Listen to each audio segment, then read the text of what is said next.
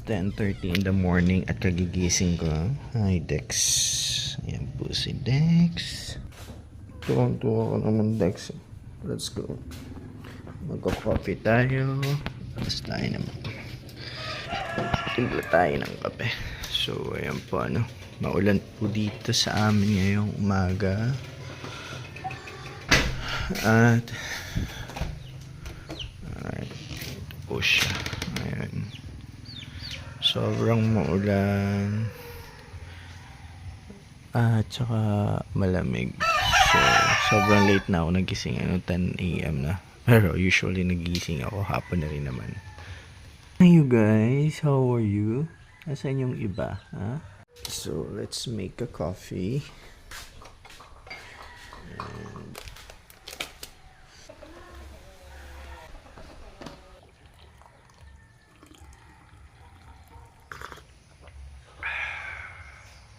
so, yun nga pala yung kapatid ko na tatangkin. Nag-alis sila ng lambat. So, ayan po yung ilan sa mga manok natin. Medyo marami-rami na rin po sila. Ayan po. So, yung iba kasi nakakulong. Tapos meron din tayo dito. Meron din mga sisiw. Yan po mga bago lang po yan. Ayan. Ayan po. So, yun yung mga nauna natin. Mga pinalaki. Yung mga yun. So makikita nyo meron rin po tayong Rhode Island doon na sisiyo. Ayun po siya. Ito naman ay mga native po naman yung iba. Ito Texas siya. Texas. May Texas tayo dyan.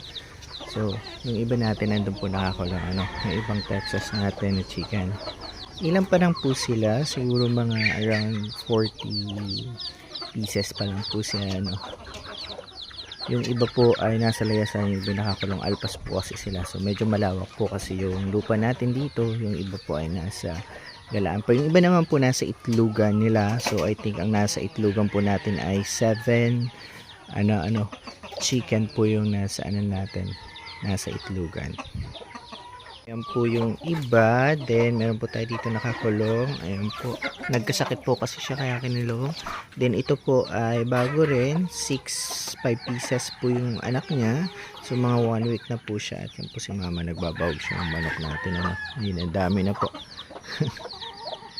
So may namatay daw na isang anak nito. Ayan, nung maliit na yun. Dati kasi 6 po sila. Ngayon po ay 2 na natitira. So wala pa po tayo kasing kulungan. Actually guys, hindi talaga ako marunong mag-alaga ng manok. Wala akong idea sa pag-aalaga ng manok. So parang nakahiligan ko lang ngayon kasi nasa probinsya naman. Sayang naman. Malaki yung lupa natin dito. Space. So naisipan ko lang mag-alaga-alaga lang. Ayan, para mayroon tayong maulam. Ayan.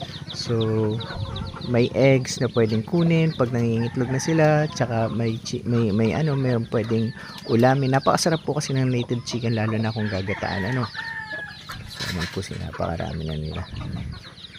Ayan. So nandito meron din tayo maliliit dito. So yung mga around 40 pieces o 30 pieces mahigit na po yan. Yung iba ay nasa layasan at nasa kulungan. Kaso nga lang po yung rest house natin talagang ang dami pong dahil dito ipot palagi, so kailangan natin siyang linisin everyday. Dito sa likod ng bahay meron po akong manok din dito. Ayan po yung dalawa, yan po yung isa doon, yung nasa dulo yan po Rhode Island. Ito po naman ay Tagalog po or Mestizo I think, hindi ko sure. So yan po, lawak ng likod ng bahay din natin dito. Yun po yung old poultry namin, then yun po yung sa hukay po namin. So kaya nag-aalaga po tayo ng manok dito para sayang naman po kasi yung space natin. So plano ko magpatayo dyan ng paitlugan. Ayan, dyan sa area na yan pag may budget na tayo. So ayan po, yun naman po ang ginagawa nila. Dyan po sila sa loob ng rest house at tingnan nyo naman po, nakaganyan sila. Yan sila nakahapon lahat kasi maulan nga po. Kaya kailangan every morning talaga or kailangan natin linisin siya para po pag gusto natin gamitin yung rest house, ayan, malinis siya. Tingnan nyo naman po, pasok sila ng pasok. So wala pa po kasi tayong kulungan. Tsaka mas okay siguro na inaalpasan sila. Kasi mas gusto ko silang alpas. Mas nakikita ko silang parang mas maganda pag alpas. Pero siguro soon, pag may nagkalambat tayo or nagka-budget, lalagay tayo doon ng lambat. Tapos doon lang sila sa area na yun. Yung area na yan. So, soon siguro, soon. So, dahil maulan nga po, ito ako back to my room. Ayan, gagawin ko ngayon na magcha-check po ng ano naman po natin, TikTok account, yung ating po affiliate account. So, let's go, let's check. So, ito yung ating app. Check natin. Kadalasan kasi wala na po akong ginagawa. Yung pagkatapos mag-vlog, mag-tutorial, then mag-check ng mga TikTok account. And meron po kasi tayong isa sa pinagkakakitaan natin, itong mga account na to. So, kumikita tayo dyan ng kahit papaano, konti-konti. So, check natin siya.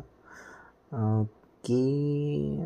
Magkano kinita niya today? Ayan ba, may 12 pesos pa lang po siya. Ngayon po kasi sobrang hina po ngayon ng kitaan dito sa TikTok. Ayan po.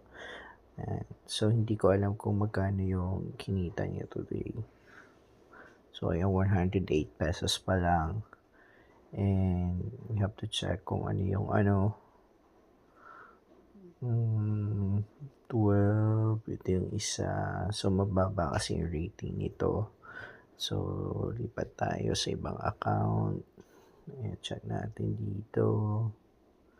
So, maya-maya mag-upload ako. Mag-shoot ako ng pang ating TikTok. Affiliate.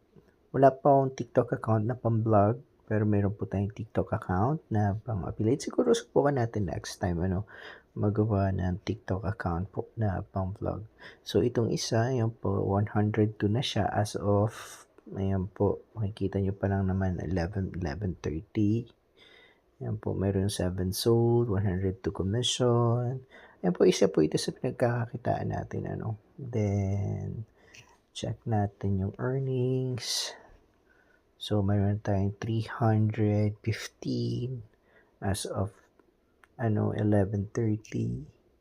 So, yung iba, hindi ko pa sure, hindi ko pa na-check. So, mamaya-maya mag-upload po tayo ng mga videos for, ayan po. Then, mamayang hapon, ang routine po kasi natin dito sa hapon, ay makikita nyo naman kasi we will try na mag-vlog na ngayon everyday, So, dahil nga maulan, hindi tayo makalabas, hindi tayo makapaglinis ng mga kulungan ng manok. Kasi yung ginagawa ko every morning, linis ng kulungan ng manok. And, ayan po, magbabahog, papaligo ng aso. Kasi hindi pa ako, nagpaplanong bumalik ng abroad. So, ganun po muna ang ginagawa natin, everyday. So, ayan po, nag-request tayo ng mga sample ayan po, para may ma-shoot tayo. Ito yung isang account, di ko sure kung may kinita na siya today, wala pa naman. Kasi usually po, mas malaki po ang kinikita ng mga affiliate pagpatakbo ng mga around yung gabi. Ayan po. So, magkano yung kinita niya today? Ayan, 58 pesos. Ganyan-ganyan lang po siya, So, yun po. Then, mamaya i-check ko yung ating pong YouTube channel na isa. Dalawa po kasi yung YouTube channel natin. So, check din natin yung isa. Mag-upload tayo.